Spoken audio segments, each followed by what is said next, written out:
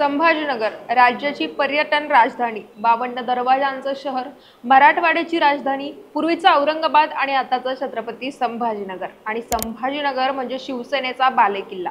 आणि याच छत्रपती संभाजीनगरच्या जागेवरून महायुतीत भाजप आणि शिंदे गटात रस्सीखेच सुरू होती। भाजप संभाजीनगरच्या जागेसाठी इच्छुक होता आणि संभाजीनगर शिवसेनेचा बालेकिल्ला असल्याने शिंदे गटालाही या जागा सोडणं परवडणार नव्हतं। त्यामुळे गेले कित्येक दिवस या ठिकाणचा तिढा महायुतीकडून सुटत नव्हता आणि बैठकांच्या सत्रानंतर अखेर छत्रपती संभाजीनगरमध्ये महायुतीकडून लोकसभेसाठी उमेदवार जाहीर करण्यात आला आणि संभाजीनगरची जागा शिंदे गटाच्या पारड्यात पडली। आता शिंदे गटाकडून पालकमंत्री संदीपान भुमरे यांना उमेदवारी देण्यात आली असून भुमरेंच्या विरोधात आता ठाकरे गटाचे चंद्रकांत खैरे मैदानात उतरणार असून आता संभाजीनगरमध्ये शिवसेना विरुद्ध शिवसेना अशी लढत होणार आहे। तसेच आता संभाजीनगरमध्ये विजयाची माळ नक्की कोणाच्या गळ्यात पडते ते बघूया या व्हिडिओच्या माध्यमातून। नमस्कार, मी पूजा।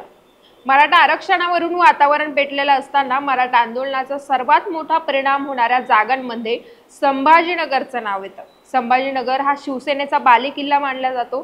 त्यात आता शिवसेनेत शिंदे गट आणि ठाकरे गट असे दोन गट तयार झाल्याने या ठिकाणची लढत ही नक्की कशी होणार, संभाजीनगरमध्ये कोण आपल्या विजयाचा गुलाल उधळणार याकडे सर्वांच्या नजरा लागलेल्या असताना ठाकरे गटाकडून संभाजीनगरमधून 1999, 2004, 2009 आणि 2014 अशा सलग 4 वेळा लोकसभेवर ठाकरे निवडून आलेले।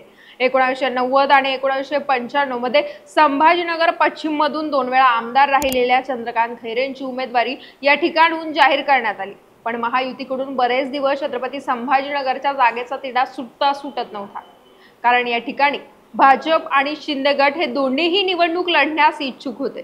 त्यात अमित शहांनी जाहीर सभेत म्हटलं होतं की संभाजीनगरमधून भाजपचा उमेदवार दिल्लीत पाठवा।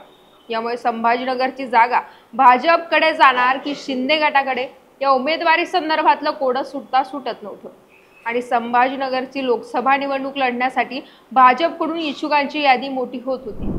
तर शिंदे गटाकडून विनोद पाटील, संदीपान भुमरे, राजेंद्र जंजाळ इच्छुक असल्याचं बोललं जात होतं। पण संभाजीनगरमध्ये 1989 पासून ते 2019 पर्यंत सलग शिवसेनेचं वर्चस्व राहिल्याने संभाजीनगर हा शिवसेनेचा बालेकिल्ला म्हणून ओळखला जातो आणि याचमुळे एकनाथ शिंदे संभाजीनगरच्या जागेवर आग्रही होते। मराठा आरक्षणाच्या वेळी वातावरण पेटलेलं असताना मराठा आरक्षणाचा केंद्रबिंदू ठरला तो संभाजीनगर आणि याचाच फायदा घेतला तो महायुतीने। आता संभाजीनगर लोकसभा मैदानात महायुतीकडून निवडणूक रिंगणात उतरवलंय शिंदे गटाच्या संदीपान भुमरे यांना। संदीपान भुमरे हे 1995, 1999, 2004, 2014 आणि 2019 मध्ये 5 वेळा पैठण मतदारसंघातून आमदार राहिलेत आणि पैठण या मतदारसंघातील मतदारांमुळे भुमरे राजकारणात मंत्रिपदापर्यंत पोहोचले। पण भुमरेंचा बालेकिल्ला असलेला पैठण मतदारसंघ हा मात्र जालना लोकसभा मतदारसंघात येत असल्याने संभाजीनगर लोकसभा मतदारसंघात संदीपान भुमरेंना मोठे कष्ट करावे लागणार अशी चर्चा। पण संभाजीनगर लोकसभा मतदारसंघाच्या 6 विधानसभा मतदारसंघावर महायुतीचे वर्चस्व असल्याने या ठिकाणी संदीपान भुमरे यांना याचा मोठा फायदा होऊ शकतो।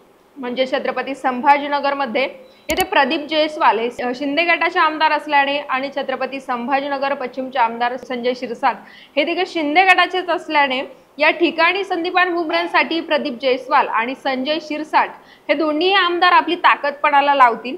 तसेच छत्रपती संभाजीनगर पूर्वचे आमदार भाजपचे अतुल सावे असल्याने सावे संदीपान भुमरेंसाठी प्रयत्न करतील हे नक्की आहे। तसेच गंगापूर विधानसभा मतदारसंघात प्रशांत बम हे भाजपचे आमदार असल्याने तेही संदीपान भुमरेंकडे आपले मतदान वळवतील। आणि शेवटचा मतदारसंघ म्हणजे वैजापूर। तर वैजापूर विधानसभा मतदारसंघात सध्या विद्यमान आमदार रमेश बोरनारे हे शिंदे गटाचे असल्याने भुमरेंसाठी रमेश बोरनारे आपली ताकद पणाला लावतील हे नक्की आहे। वैजापूर, औरंगाबाद, मध्य, पश्चिम हे तीनही मतदारसंघ शिंदे गटाच्या ताब्यात आहे। तसेच पूर्व आणि गंगापूरमध्ये देखील मित्रपक्ष असलेल्या भाजपचे आमदार आहेत। त्यामुळे याचा मोठा फायदा भुमरे यांना होण्याची दाट शक्यता असल्याने भुमरेंच्या विजयाचं हे मोठं कारण बनू शकतं। पुढचं कारण बघितलं तर संदीपान भुमरेंचं पालकमंत्रीपद। संदीपान भुमरेंना संभाजीनगरचं पालकमंत्रीपद मिळालं आणि त्यानंतर भुमरेंचा संभाजीनगरमध्ये कनेक्ट वाढला। संभाजीनगरमध्ये सरकारी योजना राबवण्यात भुमरेंचा मोलाचा वाटा राहिल्याने आणि भुमरेंची ग्रामीण भागावर वाढत जाणारी पकड याचा फायदा भुमरेंना नक्कीच होऊ शकतो। यापुढचं कारण म्हणजे भुमरेंविरोधात असणाऱ्या सलग 4 वेळा संभाजीनगरचे खासदार राहिलेल्या चंद्रकांत खैरेंची अनेक भागांवर मजबूत पकड आहे। पण जेव्हा ठाकरे गटाकडून या जागेसंदर्भात विचार केला जात होता तेव्हा ठाकरे गटाकडून चंद्रकांत खैरे सोबतच विधान परिषदेचे विरोधी पक्षनेते अंबादास दानवे हे देखील इच्छुक होते। पण खैरेंना संभाजीनगरची उमेदवारी मिळाल्याने दानवे नाराज असल्याच्या चर्चा जोर धरत होत्या।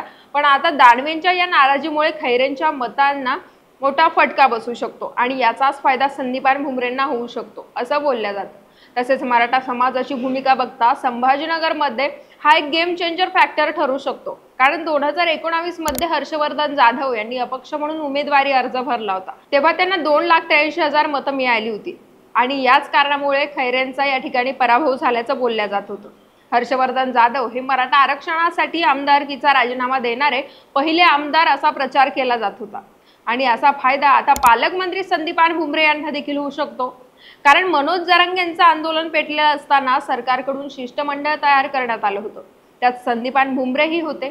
वेळोवेळी भुमरेंनी सरकार आणि जरांगे यांच्यातील समन्वय साधण्याचं काम केलं असल्याने यात मराठा समाजातील मतं ही मोठ्या प्रमाणात भुमरेंकडे वळू शकतात आणि या सर्व गोष्टींचा विचार करता संदीपान भुमरे यांचा विजयाचा मार्ग सुकर होऊ शकतो। तुम्हाला काय वाटतं? संभाजीनगरमध्ये विजयाची माळ कुणाच्या गळ्यात पडणार? कमेंट्स करून नक्की कळवा।